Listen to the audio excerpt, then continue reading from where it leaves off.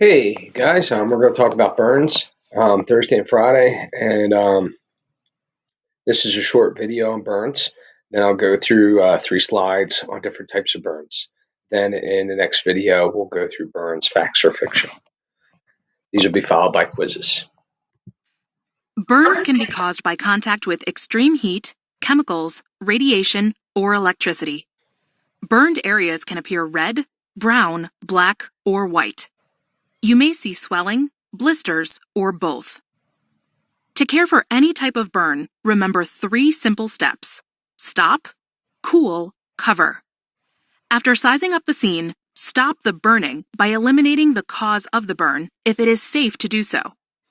Next, cool the burn using cool or cold clean running water for at least 10 minutes. Finally, cover the burn loosely with a dry, sterile dressing.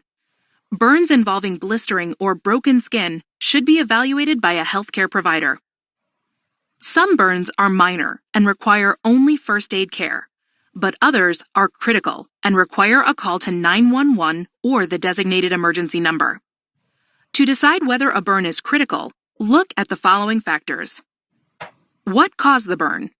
Burns caused by electricity, chemicals, nuclear radiation, or an explosion are considered critical burns. How deep is the burn? Burns can affect only the top layer of the skin, or they can extend through the deeper layers of the skin or the fat, muscle, or bone underneath. The deeper the burn, the greater the severity. How much of the person's body is burned? A burn that covers more than one part of the body or covers a large percentage of the person's total body area is considered a critical burn. Where is the burn located? Burns in areas where they could impair function or the person's ability to breathe, such as the head, neck, hands, feet, or groin, are considered critical burns. How old is the person? If the person is younger than 5 years or older than 60 years, consider the burn critical unless it is very minor. If you think that a person has a critical burn, call 911 or the designated emergency number immediately. So, sunburn can also result in critical burns. Fortunately, we live in a very good area, and one of the best burn centers in the area is at Crozier.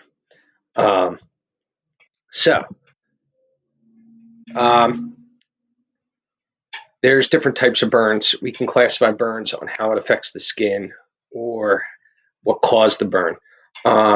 Regardless, we need to check the scene, ensure our safety, and remove the source of burning. So we want to stop the burning. Thermal burn, remove the source of the heat.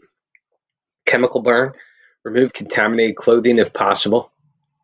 If the chemical is a liquid, flush the area with cool running water for 20 minutes or until EMS personnel take over. If the chemical is a dry powder, put on gloves and brush the chemical off the skin. Then flush the area with cool running water for 15 minutes or until EMS personnel take over.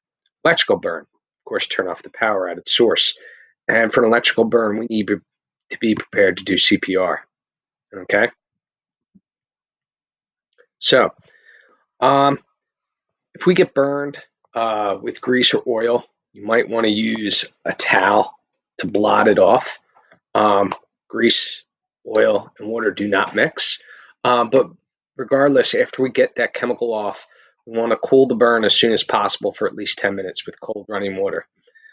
If we get a chemical in our eye, we want to flush it out for 10 minutes without getting it in our other eye. If cool or cold potable water, and that means sterile, we don't want to use dirty water. A cool or cold but not freezing compress can be applied instead. So, and then we want to cover the burn loosely with a sterile dressing. After shock, the biggest challenge and issue we might face for this person is infection. Okay, if a sterile dressing is not available, a clean dressing or plastic wrap may be used to cover the burn. Do not plastic wrap right on the skin. We don't want to use tissue or cotton either. It might stick. We don't want that either. That gets messy. So I'll go through some true and false here in another video.